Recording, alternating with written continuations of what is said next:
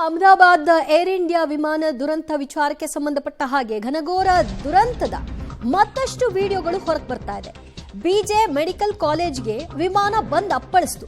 ವಿಮಾನ ಅಪ್ಪಳಿಸ್ತಿದ್ದಂತೆ ಧಗಧಗಿಸಲಿಕ್ಕೆ ಆರಂಭ ಆಯಿತು. ವಿಮಾನವು ಹೊತ್ತಿ ಉರಿಯಿತು ಕಟ್ಟಡದ ಸಮೇತವಾಗಿ. ಈ ಸಂದರ್ಭದಲ್ಲಿ ಪ್ರಾಣ ಉಳಿಸಿಕೊಳ್ಳಲು ಬಾಲ್ಕನಿಯಿಂದ ವಿದ್ಯಾರ್ಥಿ ಜಿಗಿದಂತಹ ದೃಶ್ಯ.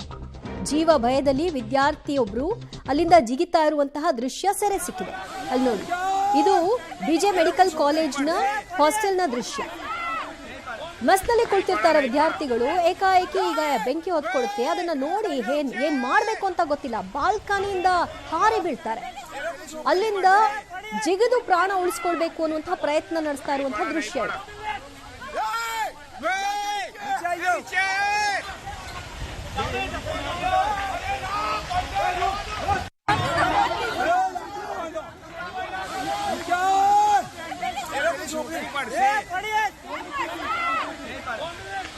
नहीं पड़ा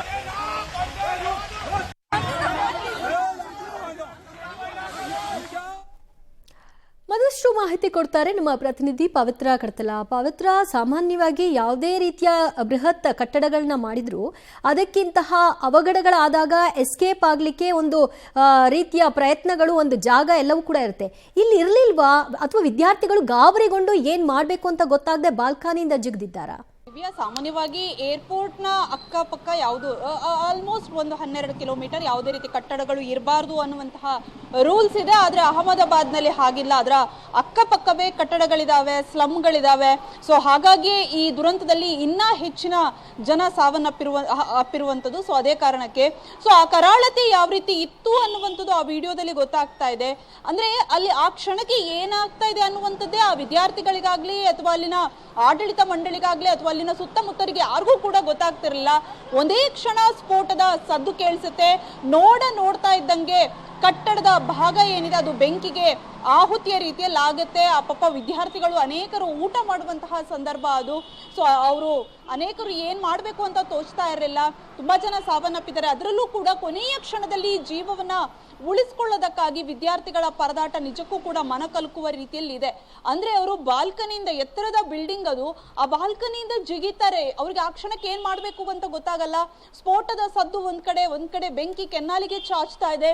ಸೊ ಹಾಗಾಗಿ ಅವರು ಬಾಲ್ಕನಿಯಿಂದ ಜಿಗಿದು ತಮ್ಮ ಜೀವವನ್ನ ರಕ್ಷಣೆ ಮಾಡ್ಕೋಬೇಕು ಅಥವಾ ಆ ಕ್ಷಣಕ್ಕೆ ಪಾರಾಗಬೇಕು.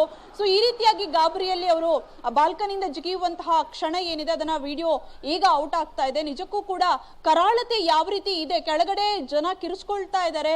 ತುಂಬಾ ಜನ ಹೇಳ್ತಾ ಇದ್ದಾರೆ ಆ ರೀತಿ ಜಿಗಿಬೇಡಿ, ನಿಮ್ ಜೀವಕ್ಕೆ ಅಪಾಯ ಇದೆ ಅಂತ.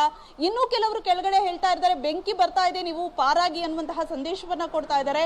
ಸೊ ಹಾಗಾಗಿ ಆ ವಿದ್ಯಾರ್ಥಿಗಳ ಪರದಾಟ ಏನಿದೆ, ಕೊನೆಯ ಕ್ಷಣ ತಮ್ಮ ಜೀವವನ್ನ ಉಳಿಸ್ಕೊಳ್ಳೋದಕ್ಕೆ ಮಾಡ್ತಾ ಇರುವಂತಹ ಒದ್ದಾಟ, ಆ ವಿಡಿಯೋ ಈಗ ಎಲ್ಲರ ಮನ ಕಲುಕ್ತಾ ಇದೆ. ಜೊತೆಗೆ ಆ ದುರಂತ ಯಾವ ರೀತಿ ಇರ್ಬೋದು, ಆ ಕರಾಳತೆ ಅನ್ನೋದಕ್ಕೆ ಈ ವಿಡಿಯೋ ಸಾಕ್ಷಿಯಾಗಿದೆ. ದಿವ್ಯಾ, ಥ್ಯಾಂಕ್ ಯು ಪವಿತ್ರ, ನಿಮ್ಮೆಲ್ಲ ಮಾಹಿತಿಗೆ.